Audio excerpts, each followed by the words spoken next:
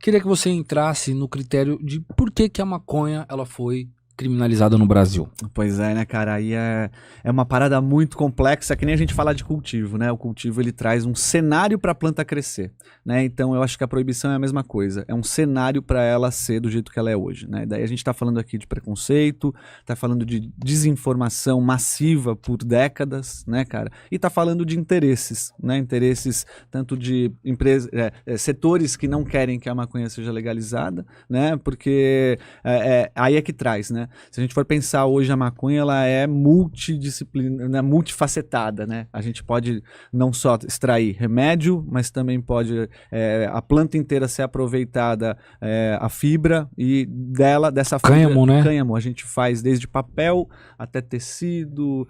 É um tecido muito mais forte do que até o que a gente usa, né? Cara. Daí começa a entender um pouco por quê, né? Que esses lobbies dessas indústrias, a gente pensar, por exemplo, a cultura da cannabis e do algodão, né? A gente pensar em termos ambientais, né? A cannabis, ela leva menos tempo para ser produzida, bebe menos água, tem a questão de limpar tanto o solo quanto o ar, né, cara?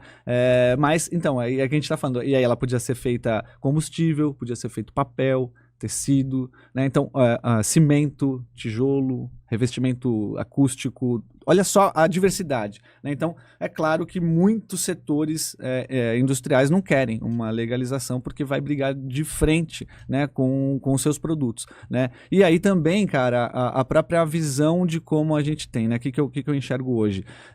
A desinformação, ela é muito massiva, né? Então, tanto as autoridades quanto alguns órgãos veem a maconha só com preconceito. A gente vê isso, por exemplo, recentemente teve uma tentativa da PEC, né, lá no Senado, de criminalizar qualquer quantidade de substância para a pessoa ser presa, né? Então, quer dizer, é uma distopia mesmo, é uma visão distorcida que quer ser o status quo mantido, né? Então, por isso que eu acho que o combate, como é feito hoje, das drogas, né, cara, ele é muito contraproducente, ele só vai alimentar cada vez mais esse cenário, né, porque ele não está combatendo, de fato, a causa, né.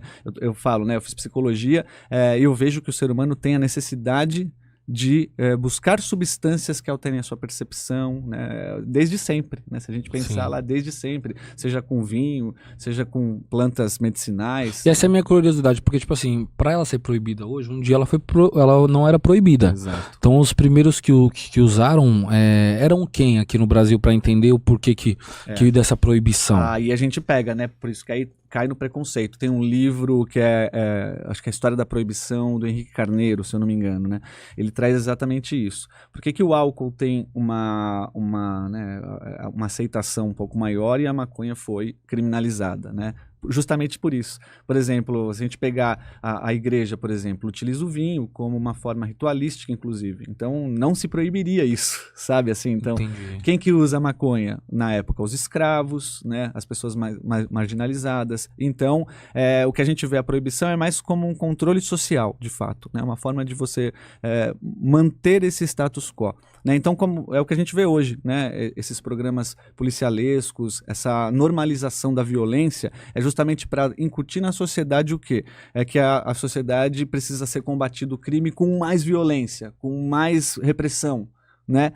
Para deixar, por isso que os políticos que têm a pauta da segurança pública né, falando que vai aumentar a repressão, que vai aumentar ali, né, é o que faz a gente ser o que a gente é hoje, né? Porque se fosse certo essa forma de agir, a gente já estaria em outro ponto, né, cara? Então, o que eles querem manter é uma lei que já está ultrapassada, já só é contraproducente, só é o que causa mais violência e essa disfunção social, né? Então, a gente precisa urgentemente, de fato, pegar países que já estão legalizando, né, mostrar que esse encarceramento em massa, ele não é produtivo, porque você está pegando pessoas da sociedade que a maioria delas não teria nenhum problema, não daria nenhum problema social, só que aí quando elas entram no sistema carcerário, elas são obrigadas a, de alguma maneira, se vincular, aí sim, né, a um crime organizado. Então, cara, as leis já estão mais do que ultrapassadas e a gente já tem dados científicos, dados de países que já legalizaram e já tem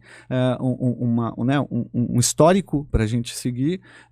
Então, eu não entendo. Só pode ser mesmo por interesse, a gente é proibido. Mas os países que estão legalizando a cannabis, tá tendo um bom resultado nesses países? Como que tá esses números? A maioria deles, né, cara, assim, no geral, a gente vê que a regulamentação ela é muito mais eficiente para você, inclusive, controlar a substância. Porque daí, por exemplo, cara, você acha que a maconha ninguém tem acesso no Brasil? Pelo contrário, todo mundo sabe onde encontra, todo mundo sabe. Às vezes até mais perto do que no mercado. Às vezes até mais perto que o mercado, entendeu? Só que aí o que acontece? A gente fica...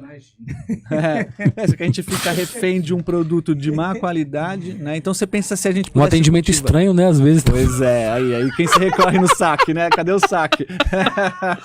Pra reclamar do produto, como? E eu acho que aí com informação que a gente sai dessa sinuca de bico aí que a gente se meteu nesses últimos anos, né? Então, não dá pra criticar quem é contra também. Eu não consigo só criticar por exemplo, meus pais, a galera da mais velha, porque eles foram doutrinados dessa forma. Então, o que a gente tem que fazer? Doutrinar o oposto, mostrar o oposto. Acho que cabe a isso.